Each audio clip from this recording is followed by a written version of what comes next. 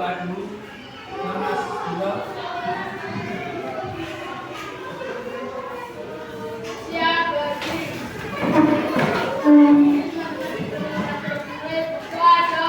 Doa mulai.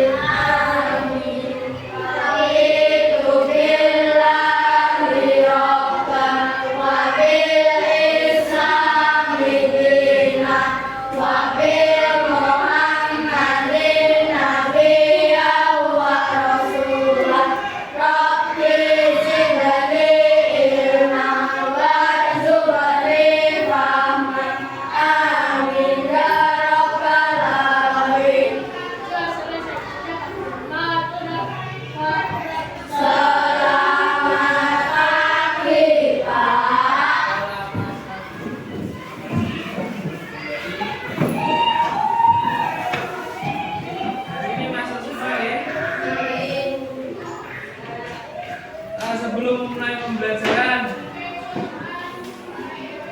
anak-anak sudah sarapan dari rumah belum? Sarapan apa tadi? Nasi goreng. Terus ada yang lain? Kentang goreng. Ada yang sarapan mie instan? Nasi goreng dan lain sebagainya. Tadi setelah bangun tidur kalian ngapain dulu? Mandi. Sholat subuh, terus makan, terus persiapan berangkat. Nah, kenapa Bapak bertanya seperti itu? Karena kita hari ini akan belajar mengenai computational thinking. Pernah dengar? Apa itu computational thinking? Itu termasuk dalam coding dan kecerdasan artifisial. AI pernah dengar? Biasanya pernah pakai? Tidak pernah. Jarang. Jadi computational thinking. Kira-kira dari kata itu yang kalian ketahui apa? Komputer tahu? Kita akan mencoba berpikir seperti komputer. Terus gimana Pak caranya? Apakah harus pakai komputer? Tidak perlu. Jadi kegiatan sehari-hari kalian itu sebenarnya sudah menunjukkan computational thinking.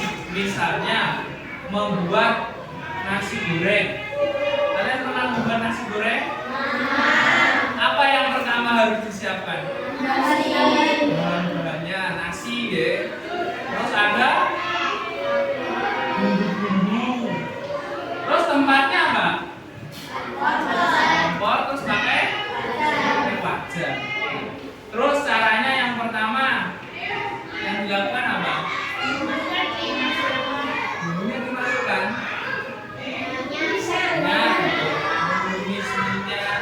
Mengulek bumbu. Nah itu kan juga mengulek bumbu, memasukkan nasi. Nah itu sebenarnya adalah contoh dari computational thinking. Jadi kalian sudah berpikir seperti komputer kan? Secara tidak sadar. Nah untuk lebih memperjelasnya, Bapak tunjukkan sebuah video tentang apa itu computational thinking.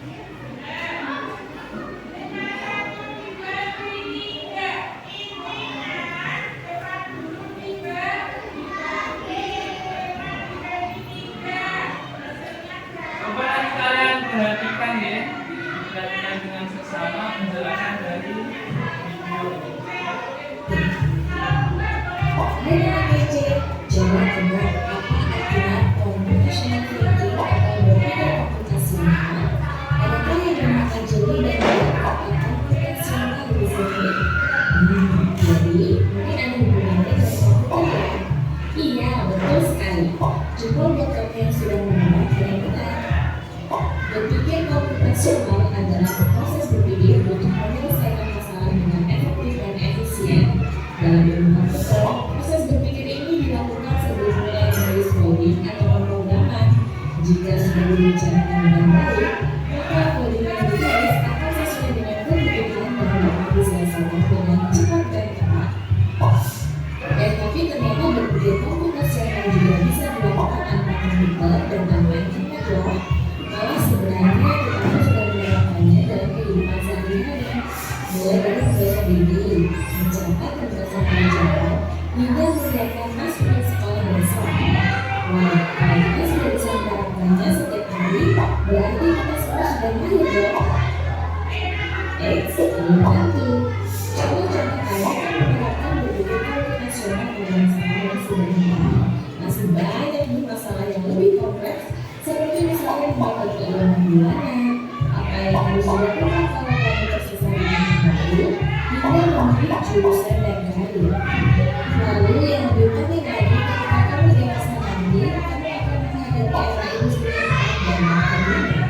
Di sini kamu perlu kecepatan atau dunia digital, mulai dari mencari dan membuat informasi yang mau berubah. Hingga menggunakan informasi itu untuk membuat keputusan penting dalam hidupnya. Menghadapi masalah kompleks kehidupan masa sekarang dengan seberat ini seperti merencanakan program yang sudah dibahas sebelumnya. Kuncinya adalah memahami masalah dengan tuntas dan mencari cara menyelesaikan yang efektif dan efisien. Nah, kalau begitu, bagaimana agar kita bisa berpikir komputasional? Sekarang kita bahas ya 4 landasan dari berpikir komputasional. Yang pertama, dekomposisi. Dekomposisi artinya membagi masalah kompleks ke bagian yang lebih kecil agar mudah diselesaikan. Misalnya, kamu ditunjuk jadi ketua dalam batu bulasan. Maka, untuk memudahkan pelaksanaan, kamu bisa menunjuk panitia bagian acara, konsumsi, publikasi, keamanan, dan lainnya. Yang kedua, pengenalan pola. Artinya mencari kesamaan dan pola di antara bagian-bagian masalah kompleks yang sudah dibincang. Misalnya, kamu tidak melipat dan menyimpan jemuran di rumah, maka kamu perlu bisa mengenali jumlah milik ayah, ibu, teman, adik, dan milik bersama seperti spray, handuk, dan lainnya. Ini karena jemuran-jemuran itu perlu disimpan di tempat yang berbeda. Yang ketiga, abstraksi.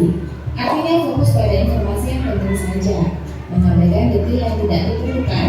Misalnya, kamu hendak menceritakan pengalaman kamu berwisata ke luar kota.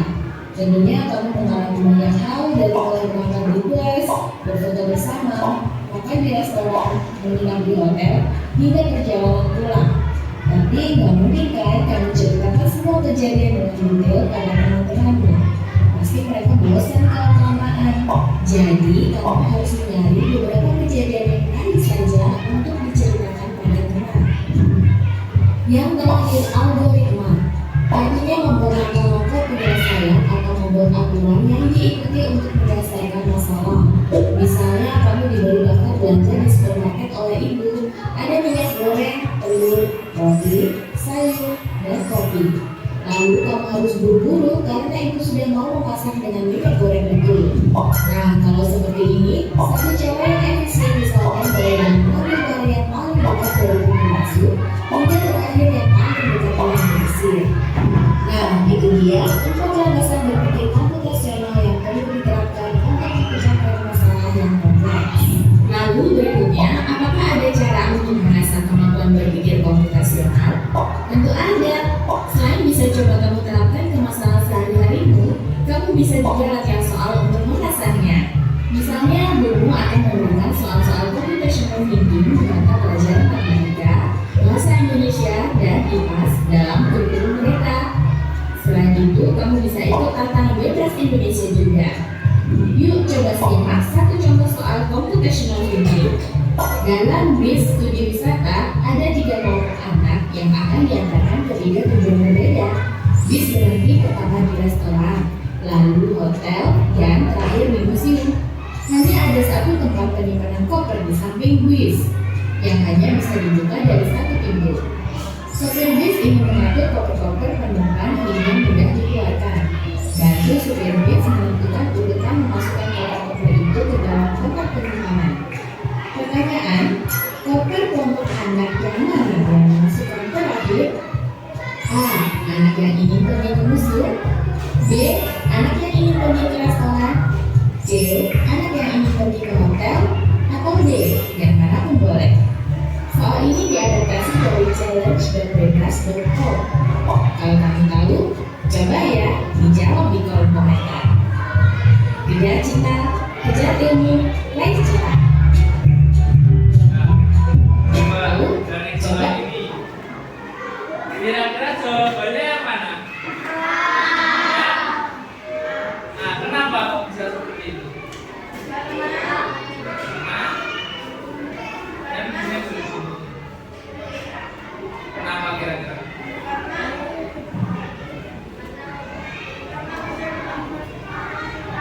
Ya, betul. Karena museum terakhir. Jadi kopernya yang dimasukkan terakhir juga yang dari museum. Kalau museum dimasukkan koper kelompok anak yang mana yang dimasukkan terakhir? Yang paling belakangan dimasukkannya museum, restoran atau hotel? Ya? Ini bro, yang dimasukkan ke dalam base terlebih dahulu. Jadi kan dimasukkan base, otomatis yang terakhir kan paling dekat dengan pintu keluar koper. Jadi yang kolom pertama itu adalah yang ada di restoran. Seperti itu. Nah, ini adalah penjelasan dari computational thinking. Kembali ke sini. Contoh dari kehidupan sehari-hari tadi.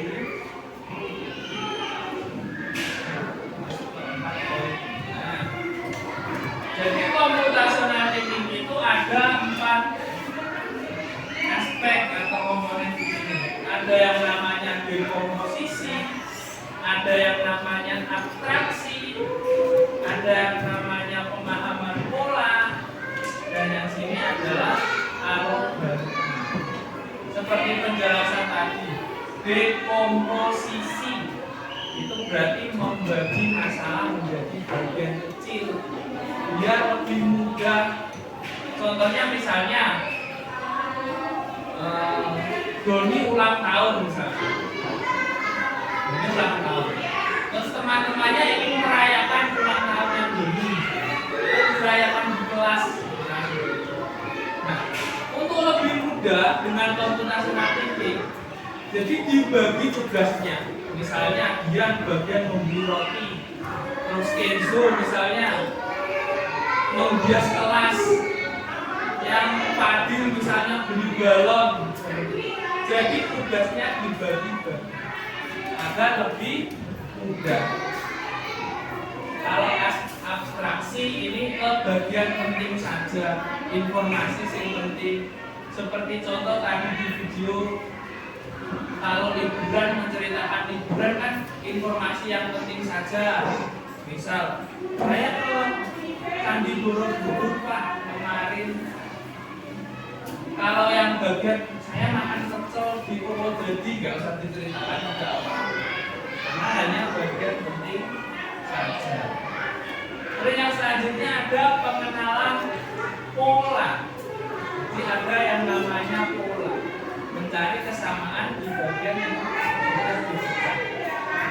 Pola itu seperti apa, Cak? Pola itu seperti ini misalnya. Ada deretan bulat, kemudian setelah itu kotak, setelah itu bulat, setelah itu kotak. Kira-kira setelah ini apa? Apa? Di sini? Jadi pola, ada polanya. Setelah bulat itu kotak, setelah kotak itu bulat seperti ini. Misal contoh lain ada yang seperti ini. Bulat, bulat, kotak, bulat, bulat, kotak. Nah setelah ini apa? Terus? Itu pola. Jadi ada terakhir dari berpikir setelah ini ke membuat langkah-langkah penyelesaian. Setelah itu Bapak punya beberapa latihan atau soal. Bapak jelaskan dulu deh.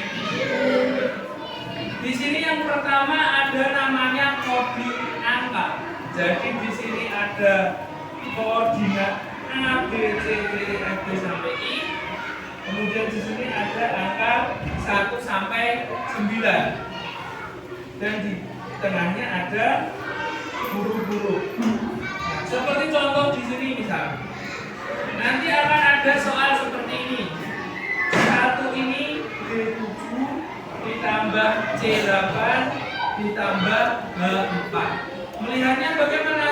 Melihatnya dari sini. Misal, contohnya seperti ini. C3 E8 A1, dilihat C-nya. C, kemudian di sini ada 3. Berarti ketemunya ada di huruf I. Kemudian E8, E di sini, kemudian 8 di sini. Ketemuan huruf B, kemudian A1. Jadi katanya adalah I. Nanti hurufnya ditulis di sini. Ditulis satu-satu hurufnya. Kemudian nanti akan membuat sebuah kalimat. Terangkai sebuah kalimat ditulis di bawahnya. Paham ya?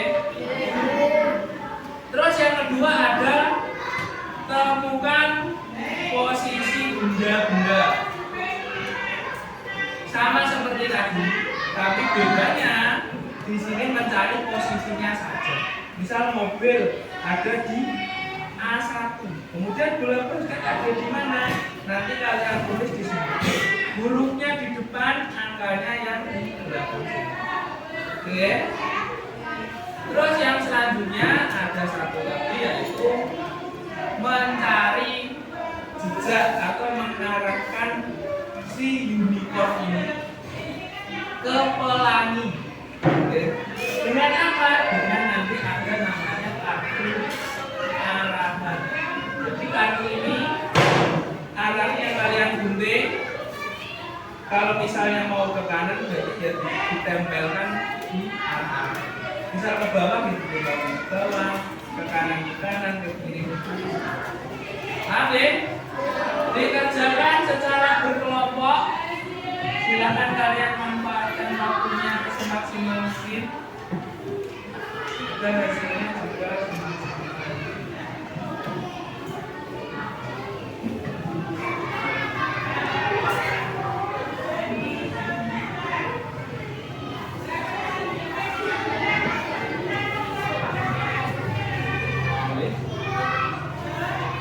Staplesnya bisa dilepas, terserah senyaman.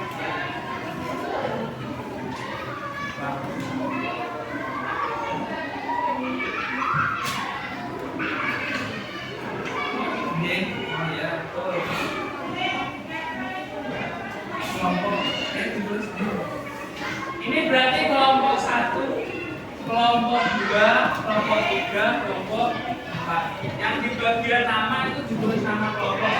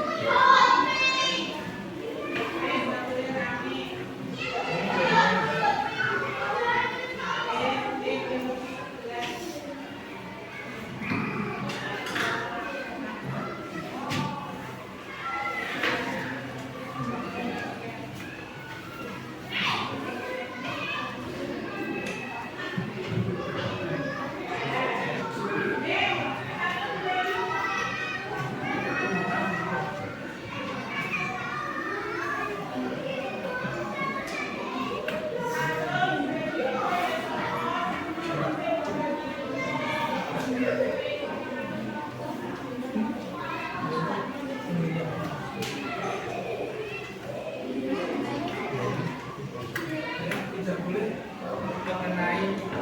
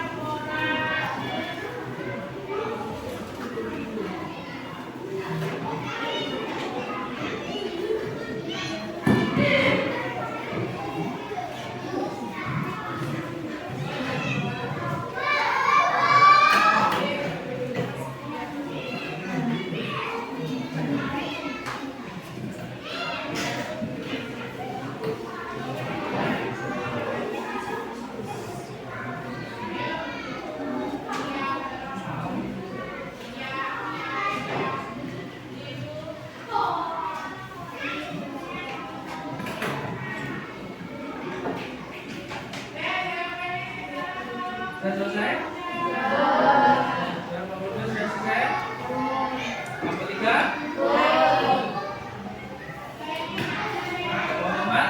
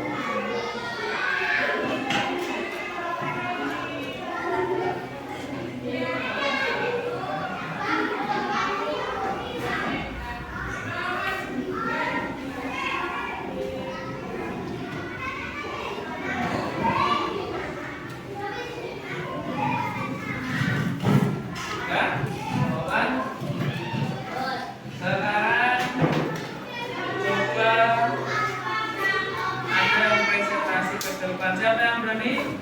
Nomor berapa? Kelompok 3 coba.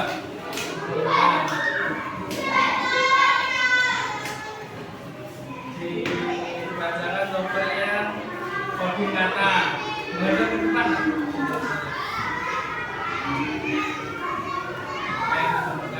Katanya. Yang pertama ada aku. 7 tambah 8 tambah 4. Yang kedua ada Haji. Yang ketiga belajar. Oke, terus yang keempat Setia. setia. Oke, terus Hari. jadi kalau digabungkan semuanya Aku rajin belajar setiap hari. betul deh. Beri tepuk tangan untuk kelompok 2. Selanjutnya bagian mencari posisi. Coba diperhatikan. Basket kedua. Pesawat ketiga. Ikan keempat. Gunting di samping 2. Gorengan B1. Helikopter B6. Ikan B5. Burung B9. Bola B8. Rumah B9. Bintang B7. Terus yang selanjutnya yang terakhir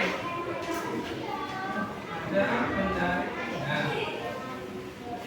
menggunakan darah untuk membantu. Coba dibacakan arahnya kemana saja. Ke bawah, Terus, samping kiri, ke bawah, samping kiri. ini lagi. Oke, betul? Betul. Beri tepuk tangan untuk kelompok 3. Jadi sudah jelas ya mengenai yang APD-nya, tugasnya, dan mengenai computational thinking. Jadi kalian tadi secara tidak langsung sudah belajar mengenai computational thinking. Jadi kalau mau belajar seperti itu tidak perlu pakai komputer, tidak perlu pakai HP, kita bisa lakukan dengan kertas, dengan menggambar dan memanfaatkan di sekitar kita. Oke. Jadi tadi kita sudah belajar computational thinking. Tadi ada apa saja? Salah satunya ada dekomposisi, betul. Kemudian ada pola, ada algoritma, dan lain-lain. Kemudian kegiatan yang sehari-hari dilakukan sebelum berangkat sekolah yang termasuk komputasional ini tadi apa saja? Menyiapkan buku. Menyiapkan buku bisa, memasak sarapan juga bisa, membuat mie instan. Kalian pernah lihat tuh di belakang mie instan ada petunjuknya, termasuk juga contoh dari computational thinking.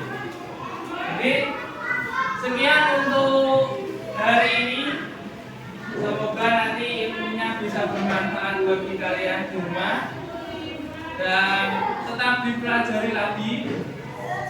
Kalau ada kesulitan bisa tanya ke teman atau ke bapak ibu. Untuk menutup pembelajaran pada pagi hari ini kita berdoa terlebih dahulu. Silakan.